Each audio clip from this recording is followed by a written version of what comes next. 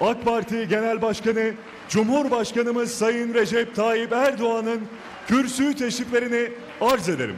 Buyurunuz Sayın Cumhurbaşkanım. Ülkemizin içinde ve dışında önemli gelişmeler yaşandığı bir dönemden geçiyoruz. Suriye'de sınırlarımız boyunca kurulan terör koridoru tuzağını hamdolsun bozduk. Son olarak Barış Pınarı harekatıyla Resulayn ve Tel Abyad arasındaki hattı da güvenli hale getirdik. Böylece Suriye içinde terörden arındırdığımız toplam alanı 8.200 kilometre kareye çıkardık. Tabii bu süreçte bölgede müzakere yürüttüğümüz ülkelerin bize verdikleri sözler vardı. Terör örgütünün tüm sınır hattı boyunca 30-32 kilometre derinliğin dışına çıkartılması taahhütlerinin yerine getirilmediğini görüyoruz. Aynı şekilde 30 kilometrelik hattın dışından da zaman zaman bölgemize yönelik tacizler sürüyor. Bölücü terör örgütü sivilleri hedef alan kanlı eylemleriyle bölgeye barış ve istikrarın gelmesini engelliyor. Türkiye olarak bölgede inşa etmeyi planladığımız yerleşim alanlarına başlayabilmemiz için öncelikle güvenliği ve huzuru sağlamamız gerekiyor. Bu doğrultuda gereken her adımı atmakta kararlıyız. Diğer yandan İdlib tarafındaki durum ise çok daha endişe vericidir. Rejimin saldırıları ve tacizleri özellikle bölgede kalıcı bir ateşkesi mümkün kılmıyor. Bu saldırılardan kaçan 100.000'e yakın kişi sınırımıza doğru harekete geçti. Biz Avrupa başta olmak üzere tüm dünyaya yeni bir sığınmacı dalgasına tahammülümüzün olmadığını açıkça söyledik. Şayet Türkiye'nin İdlib'deki çabalarına gereken destek verilmezse ortaya çıkacak sonuçların bedelini herkes ödeyecektir dedik. 4 milyona yakın insanın yaşadığı İdlib'de sükunetin sağlanması için Avrupa ülkelerinin de elini taşın altına koyması gerekiyor. Bir başka önemli faaliyet alanımız Kıbrıs açıklarındaki petrol ve doğalgaz arama konusudur. Halen 2 sismik araştırma ve 2 sondaj gemisiyle bölgede faaliyet gösteriyoruz. Ülkemizin ve Kuzey Kıbrıs Türk Cumhuriyeti'nde yaşayan kardeşlerimizin hakkını, hukukunu korumak için gereken her şeyi yapmakta kararlıyız. Biliyorsunuz Türkiye'nin Kıbrıs'taki petrol ve doğalgaz arama çalışmaları başladığında Cumhuriyet Halk Partisi buna da karşı çıktı. CHP'li bir milletvekili bununla ilgili meclise bir sonu önergesi verip bir kova bile petrol çıkmadı diyerek adeta kin kustu. Halbuki bu tür çalışmaların sabırla yürütülmesi gerekiyor. Bunlar bilmezler ki bu tür aramalarda 1, 2, 3, 4, 5 sondajla petrol çıkar mı çıkmaz mı? Önce bunları bir öğrenin. Bir sorun, soruşturun. Bu işler nasıl oluyor? Acaba bunların zaman zaman hiç çıkmadığı da oluyor mu, olmuyor mu? Bunları bir soruşturun. Bak Karadeniz'de geldiler, Exxon orada sondaj çalışmaları yaptı. 200 milyon dolar harcadılar ve oradan petrol çıkaramadılar, dönüp gittiler. Bütün bunlardan bir haber, yeter ki lekeleyelim. Ne yaparsanız yapın, biz esbaba tevessül ediyoruz, neticede Allah'tan diyoruz, yola devam ediyoruz.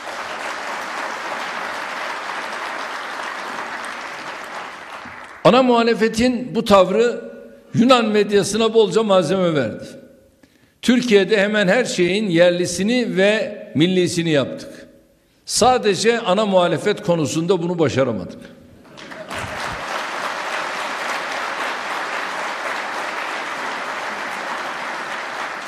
İnşallah milletimizle birlikte onu da başaracağız. Değerli arkadaşlar, Türkiye'nin tabii bir medeniyet ve tarih havzası bulunuyor. Bu havza oldukça da geniştir. Akdeniz ve Kuzey Afrika bu havzanın en önemli parçalarından biridir. Bu bakımdan Libya'daki her gelişme bizi yakından ilgilendiriyor. Ülkenin meşru hükümetine karşı darbeci bir general tarafından başlatılan saldırılara en başından beri karşı çıktık. Çeşitli Avrupa ve Arap ülkeleri tarafından desteklenen darbeci generale karşı mücadele yürüten Trablus yönetimine her türlü desteği verdik, veriyoruz ve vereceğiz. Üstelik Libya bizim ülkelerimizin deniz yetki alanlarının çakışması sebebiyle denizden de komşumuzdur. Dolayısıyla Libya ile çok yönlü ilişkilere sahibiz. Bundan yaklaşık 10 yıl önce başlattığımız 2012'de ilk adımlarını attığımız çalışmaları nihayet 27 Kasım'da imzaladığımız bir mutabakatla neticelendirdik. Yani merhum Kaddafi'nin döneminde başbakanlığımda da bu adımları atmıştık. Ömrü vefa etmedi ve bu işi neticelendiremedik. Bu işin mazisi oralara kadar dayanıyor. Ve çok daha kararlı, çok daha içi dolu bir anlaşmayı imzalamak üzereydik. Şimdi ise meydanı boş buldular, görüyorsunuz, ezip savuruyorlar. Ne yaparsanız yapın ya, biz imzaları attık, bu işi bitirdik ve şimdi daha da içini inşallah bunu dolduruyoruz. Ama şu anda da soruyorlar, dün de sordular, asker gönderecek misiniz? Zaten burada da bizim siyasi partilerimizin içerisinde bunu söyleyenler yok mu? Var. Biz de ne diyoruz? Biz davet edildiğimiz yere gideriz. Ama davet edilmediğimiz yere gitmeyiz. Şu anda da böyle bir davet olduğuna göre icabet ederiz. Kardeşlik bağlarımız bizim çok farklı. Hem deniz yetki alanlarının sınırlandırılması hem de güvenlik ve askeri işbirliği mutabakatı ile Libyalı kardeşlerimize verdiğimiz desteği bir kez daha teyit ettik. Türkiye ve Libya tarafında tüm onay süreçleri tamamlanan bu mutabakat resmen yürürlüğe girmiştir. Türkiye'nin ve Libya'nın birbirlerini gören deniz kıyıları temel alınarak hazırlanan deniz yetki alanlarıyla ilgili haritamızı Birleşmiş Milletler nezdinde de kayda geçirdik. Bizim bu anlaşmayla amacımız Akdeniz'de kimsenin hakkını, hukukunu gasp etmek değil. Tam tersine hakkımızın gasp edilmesine engel olmak. Çünkü biz bu adımı atmamış olsaydık Akdeniz'de Türkiye'yi kendi kara sahillerine hapsedecek bir oyun tezgahlanıyordu. Bizi adeta denize olta atamaz hale getirecek bu oyunlara elbette seyirci kalamazdık. Üstelik attığımız adım uluslararası hukuka ve dünyanın diğer yerlerindeki benzer tasarruflara tamamen uygundur. Güvenlik ve askeri işbirliği muhtırasına dayalı olarak inşallah meclis açılır açılmaz ilk iş asker gönderme tezkeresini meclisimize sunacağız. Meclisimizin de onaylamasıyla Libya'daki meşru yönetime çok daha etkin bir şekilde destek verme imkanına kavuşacağız. Darbeci generale, savaş uçağından tanka ve paralı askere kadar her türlü desteği sağlayanlar ülkemizin bu adımına karşı çıkıyor. Rusya işte 2000 Wagner'le orada. Neymiş? Güvenlik güçleriymiş. Sudan 5000. Bütün bunlar oluyor. Neyle oluyor? Resmi yönetim mi bunlara davet çıkarıyor? Hayır. Yaptık oldu diyorlar. Ve bununla da oraya şu anda girmiş bulunuyorlar. Türkiye'ye ise bir taraftan mutabakat metnini imzalamışız. Öbür taraftan askeri güvenlik ve işbirliği anlaşmasını yapıyoruz ve inşallah 8'inde 9'unda neyse meclisimizden bunu da geçireceğiz ve böylece davete icabet edeceğiz. Şu görüşmeler onun için yapılıyor. Bütün bunlar bir savaş baronuna yardım ediyor. Biz ülkenin meşru hükümetinin yanında davete icabet ediyoruz. Farkımız bu. Gerçi bunlar Mısır'da da ülkenin meşru hükümeti yerine darbeciyi desteklemişlerdi, hatırlayın. İnşallah Libya'da aynı ilkesizliği, aynı demokrasi ve hukuk düşmanlığını tekrarlamalarına izin vermeyeceğiz. Bu çerçevede dün bildiğiniz gibi bir Tunus ziyaretim oldu. Cumhurbaşkanı seçilen Sayın Kais Said'e bu seviyedeki ilk ziyareti biz yapmış olduk. Baş başa ve heyetler halinde görüşmeler gerçekleştirdik. Kendisiyle ülkemizde Tunus arasındaki diğer ilişkiler yanında Libya meselesini enine boyuna konuştuk. Libya'nın istikrarı konusunda hemfikir olduğumuz Tunus'la ülkedeki meşru hükümete siyasi destek vermek için işbirliği yapma kararını aldık. 1 Ocak 2020 tarihi itibariyle Güvenlik Konseyi'nin geçici üyeliğini üstlenecek Tunus'un kanaatleri ve tavrı bizim için çok değerlidir. Türkiye olarak Tunus'un Cezayir ve Katar ile birlikte Berlin sürecine katılması konusunda ısrar ediyoruz. Bunu Sayın Putin'le paylaştım. Boris Johnson'la aynı şekilde paylaştım ve Şansölye Merkel'le de bu konuları paylaştım.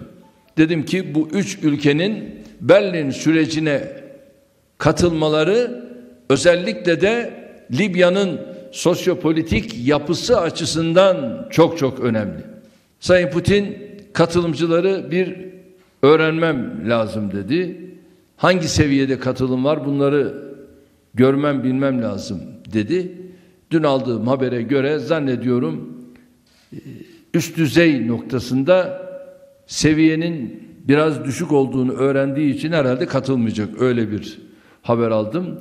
Boris Johnson'ın da zannediyorum durumu öyle olacak ve biz de duruma göre kararımızı vereceğiz. Aksi takdirde şu ana kadar Sayın Kalın buraya katıldı. Yine Sayın İbrahim Kalın Bey'le bu süreci devam ettireceğiz. Değerli arkadaşlar, büyük devletlerin alameti farikalarından biri de yüzlerce, binlerce yıl ayakta kalacak şekilde inşa edip insanlığın ortak mirasına kazandırdıkları büyük eserlerdir. Türkiye'ye küçük düşünmek, küçük davranmak yakışmaz. Değerli kardeşlerim, Kanal İstanbul işte böyle bir projedir. Öncelikle şu hususu belirtmek istiyorum. Bu öyle akşam yatıp sabah kalktığımızda aklımıza gelen anlık olarak ortaya çıkmış bir proje değildir. Kanal İstanbul'un neredeyse Başbakanlığımdan öncesine dayanan bir geçmişi vardır. Anayasa Mahkemesi bu projenin yap, işlet, devret modeli kapsamına alınmasıyla ilgili düzenlemenin iptaline ilişkin malum çevrenin başvurusunu reddetmiştir. Bir başka ifadeyle bu projenin kararı verilmiş, süreci başlatılmış ve belirli bir aşamaya da gelinmiştir. Kanal İstanbul'un proje ve inşa süreciyle ilgili hazırlıklarımız tamamlanmak üzeredir. İnşallah yakında bununla ilgili ihaleye de çıkılacaktır. Bu büyük projeyi devletimize ve milletimize herhangi bir yük getirmeden yap, işlet, devret modeliyle oldu ki bulamadık. Milli bütçeden bunu yapmak suretiyle hayata geçireceğiz. Kimi çevre ve deprem riski diyor. Halbuki projenin hazırlıkları kapsamında çevre ve deprem meselesi de dahil 56 kurumdan olumlu görüş alınmıştır. Kimi de gereksiz diyor. Herhalde bu söz CHP'nin klasik muhalefet zihniyetini en iyi yansıtan ifadedir. Kanal İstanbul Boğazı'ndaki deniz trafiğinin bir alternatifi olarak planlıyoruz. Geçtiğimiz yıl İstanbul Boğazı'ndan 41 binin üzerinde gemi geçti. Yani günde 118 civarında gemi bu su yolunu kullanarak Marmara ile Karadeniz arasında seyri sefer yapıyor. İstanbul'un böylesine yoğun bir deniz trafiğini kaldıramadığını günün herhangi bir saatinde Boğaz'a bakan herkes görebilir. Kanal İstanbul'un ön çalışmalarındaki bütçesi 75 milyar civarındadır.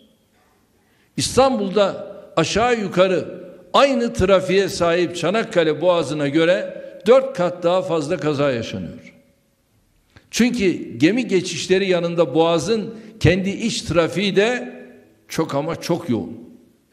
İstanbul gibi 15 milyon nüfusa ve fiilen belki 18 milyon insana ev sahipliği yapan dünyanın en büyük şehirlerinden birinde karşımızdaki bu soruna çözüm bulmak ülkenin yöneticileri olarak en başta gelen görevimizdir.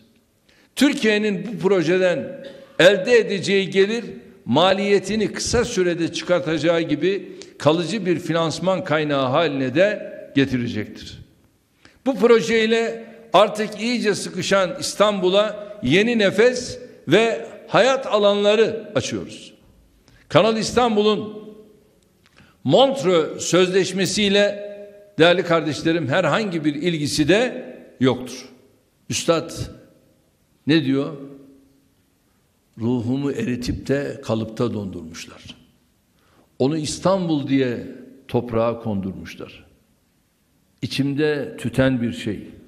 Hava, renk, eda, iklim.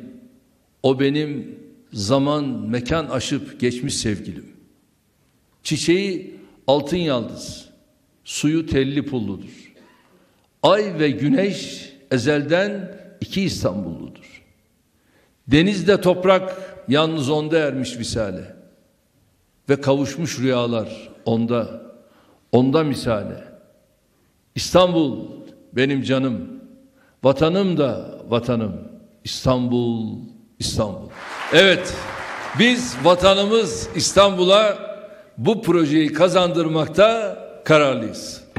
Projenin sahibi Türkiye Cumhuriyeti Devleti'dir. Kurumların görevi devletin aldığı karara uygun şekilde kendi sorumluluk alanlarında üzerlerine düşeni yapmaktır. Görevini ihmal eden hesabını millete ve hukuka muhakkak verecektir.